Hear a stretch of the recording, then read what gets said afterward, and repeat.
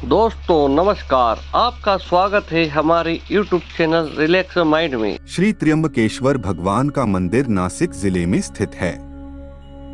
यह मंदिर भगवान शिव के उन 12 ज्योतिर्लिंगों में से एक है जिन्हें भारत में सबसे अधिक पूजा जाता है। मंदिर के पास ब्रह्मगिरी नामक पर्वत से पुण्यसलिला गोदावरी नदी निकलती है। उत्तर भारत में पापनाशिनी गंगा का जो महत्व है वही दक्षिण में गोदावरी का है। जिस तरह गंगा अवतरण का श्रेय महातपस्वी भागीरथ जी को है, वैसे ही गोदावरी का प्रवाह ऋषिश्रेष्ठ गौतम जी की महान तपस्या का फल है, जो उन्हें भगवान आशुतोष से प्राप्त हुआ था।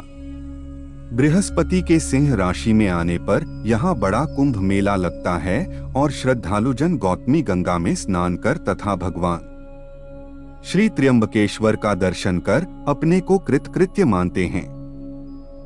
शिव पुराण में वर्णन है कि गौतम ऋषि तथा गोदावरी और सभी देवताओं की प्रार्थना पर भगवान शिव ने इस स्थान पर निवास करने निश्चय किया और त्र्यंबकेश्वर नाम से विख्यात हुए। त्र्यंबकेश्वर ज्योतिर्लिंग सबसे अद्भुत और मुख्य बात यह है कि इसके 3 मुख सिर हैं, जिन्हें एक भगवान ब्रह्मा, एक भगवान विष्णु और एक भगवान रुद्र का रूप माना जाता है। इस लिंग के चारों ओर एक रत्न जड़ित मुकुट रखा गया है, जिसे त्रिदेव के मुखौटे के रूप में माना गया है।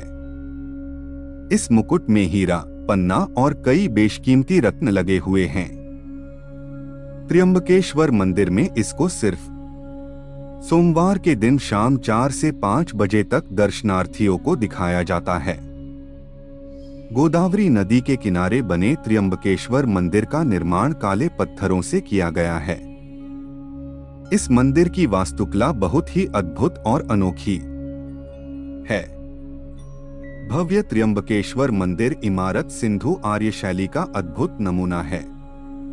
इस मंदिर के भीतर एक गर्भगृह है, जिसमें प्रवेश करने के पश्चात शिवलिंग आंख के समान दिखाई देता है, जिसमें जल भरा रहता है। यदि ध्यान से देखा जाए तो इसके भीतर 1 इंच के 3 लिंग दिखाई देते हैं। इन तीनों लिंगों को त्रिदेव यानी ब्रह्मा, विष्णु, महेश का अवतार माना जाता है। इस मंदिर में कालसर्प दोष की शांति वैदिक पंडितों के द्वारा करवाई जाती हैं। पापों से मुक्ति दिलाने वाले ज्योतिर्लिंग की कथा शास्त्रों के अनुसार एक बार महर्षि गौतम के तपोवन में रहने वाले ब्राह्मण की पत्नियां किसी बात पर गौतम ऋषि की पत्नी अहिल्या से नाराज हो गईं। उन सभी पत्नियों ने अपने पतियों को गौतम ऋषि का अपमान करने के लिए प्रेरित किया। उन ब्राह्मणों ने इसके लिए भगवान गणेश की आराधना की। उनकी आराधना से प्रसन्न होकर गणेश जी ने उनसे वर मांगने को कहा। उन ब्राह्मणों ने कहा, प्रभु किसी प्रकार ऋषि गौतम को इस आश्रम से बाहर निकाल दीजिए। गणेश जी को विवश होकर उनकी बात माननी पड़ी। तब गणेश जी ने एक दुर्बल गाय का रूप धारण करके ऋषि गौतम के खेत में जाकर फसल खाने लगे। देववश गौतम वहां पहुंचे और तिनकों की मुट्ठी से उसे हटाने लगे। त्रिनों के स्पर्श से गौ पृथ्वी पर गिर पड़ी और ऋषि के सामने ही मर गई। उस समय छिपे हुए सारे ब्राह्मण एकत्रित होकर गौ हत्यारे कहकर ऋषि गौतम का अपमान करने लगे। ऐसी विषम परिस्थिति को देखकर गौतम ऋषि उन ब्राह्मणों से प्रायश्चित पूछा। तब उन्होंने कहा, गौतम तुम अपने पाप को सर्वत्र बताते हुए 3 बार पृथ्वी की परिक्रमा करो, फिर लौटकर यहाँ 1 महीने तक व्रत करो। इसके बाद इस ब्रह्मगिरी पर 100 बार घूमो, तभी तुम्हारी शुद्धि होगी। यदि यह न कर पाओ तो यहाँ गंगा जी को लाकर उनके जल से स्नान करके 1 करोड़ पार्थिव शिवलिंग से भगवान शिव जी की आराधना करो। इसके बाद फिर से गंगा जी में स्नान करके पुनः 100 घड़ों से पार्थिव शिवलिंग को स्नान कराने से तुम्हारा उद्धार होगा। गौतम ऋषि ने इस प्रकार कठोर प्रायश्चित किया। इससे प्रसन्न होकर भगवान शिव ने उनसे वर मांगने को कहा। महर्षि गौतम ने कहा, भगवान आप मुझे गौ हत्या के पाप से मुक्त कर दीजिए। भगवान शिव ने कहा, गौतम तुम सर्वदा निष्पाप हो।